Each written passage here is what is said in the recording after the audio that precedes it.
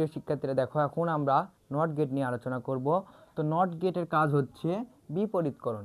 যদি ইনপুট আমরা দেই এ, আউটপুটে আমরা এ এর বিপরীত পাবো, এ নট পাবো। তো নট গেটের লজিক গেট হচ্ছে এরকম, দেখো নট গেটের লজিক গেট হচ্ছে এরকম তীর আকৃতির, একটা ইনপুট এবং একটাই হচ্ছে আউটপুট। যদি আমরা ইনপুটে যদি এ দেই তাহলে আউটপুটে আমরা পাবো হচ্ছে এ নট, অর্থাৎ এর বিপরীত পাবো। যদি বি দিতাম বি নট পেতাম, এক্স দিতাম এক্স নট পেতাম। এটাই হচ্ছে নট গেটের কাজ, হচ্ছে বিপরীত করা। তো নট গেটের আমাদের লজিক গেট, বর্তনী এবং সত্য সারণী নির্ণয় করতে হবে। দেখো পরীক্ষায় আসবে, তোমাকে বলবে লজিক গেটের, নট গেটের তোমাদের বর্তনী, লজিক গেট এবং সত্য সারণী নির্ণয় করো। তাহলে আমরা কীভাবে নির্ণয় করবো? দেখো এই যেহেতু একটা ইনপুট একটাই আউটপুট, তাহলে আমাদের নির্ণয় করতে হবে একটা বর্তনী আঁকি। দেখো এটা হচ্ছে বর্তনী আঁকি, পরীক্ষায় কীভাবে আঁকাবো দেখো, এটা হচ্ছে বর্তনী, এটা হচ্ছে প্লাস ধরো, এটা হচ্ছে মাইনাস ধরো, এখানে একটা বৈদ্যুতিক বাল্ব আছে, অর্থাৎ সুইচ আঘাতে হবে। বর্তনী মানে হচ্ছে এখানে সুইচ আঘাতে হবে, ধরো এখানে হচ্ছে বল, তাহলে এখানে একটা সুইচ দিতে হবে। কিন্তু নট গেটের ক্ষেত্রে সুইচ হবে সবসময় মাঝে, মনে রাখবার, নট গেটের ক্ষেত্রে সুইচ হবে সবসময় মাঝে।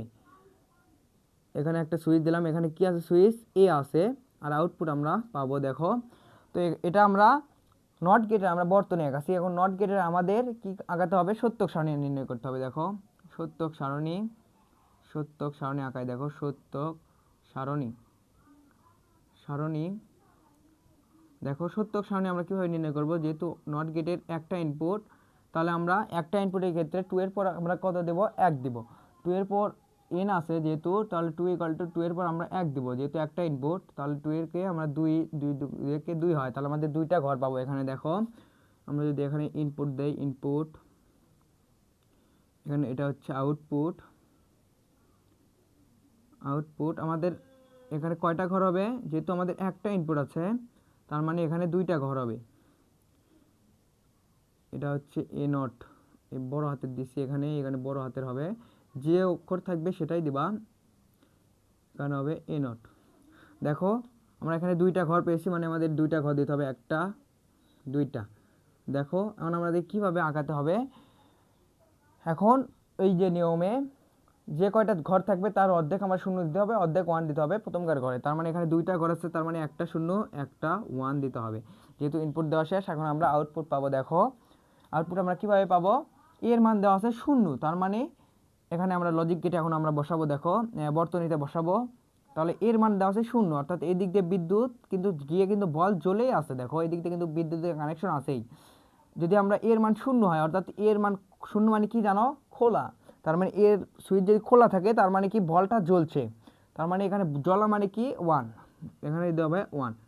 আর পরেরটা দেখো, এর মান যদি 1 থাকে, অর্থাৎ এর মান যদি সুইচ লাগাতো, 1 মানে কি? লাগানো, মনে রাখবো 1 মানে হচ্ছে লাগানো। তার মানে এই সুইচটা যদি লাগানো থাকে, তাহলে দেখো এই দিক দিয়ে বিদ্যুৎ গিয়ে এই দিক দিয়ে এর সাথে গিয়ে এখানে সুইচ লাগানো আছে, তার মানে এই যে মাইনাসের সাথে কানেকশন হয়ে এখানে বিধ্বস্ত শুরু হবে, তখন আবার বলটা জ্বলবে না। তার মানে এর মান যখন 1 হবে তখন বল জ্বলবে না, তার মানে জ্বলার না জ্বলার ক্ষেত্রে এখানে হবে 0। দেখো নট গেটের কাজ কি? বিপরীত করে। দেখো ইনপুট যদি আমরা 0 দিই 1 পাইছি, 1 দিলে আমরা 0 পাইছি। এটাই হচ্ছে নট গেটের লজিক গেট, এটা হচ্ছে বর্তনী, আর এটা হচ্ছে সত্যক সারণী। তো এইভাবেই নট গেটের লজিক গেট, বর্তনী এবং সত্যক সারণী নির্ণয় করতে হয়। তো আশা করি বুঝছো সকল গেট। তো ভিডিওটি ভালো লাগলে অবশ্যই চ্যানেলটি সাবস্ক্রাইব করে পাশেই থাকবা। আর পরবর্তী ভিডিওটিতে আমরা ওই যে যৌগিক গেট নিয়ে আলোচনা করব, সার্বজনীন গেট, বিশেষ গেট, এগুলো নিয়ে আলোচনা করব। পরবর্তী ভিডিওটি দেখার আমন্ত্রণ জানিয়ে আজকে বিদায় নিচ্ছি। আসসালামু আলাইকুম।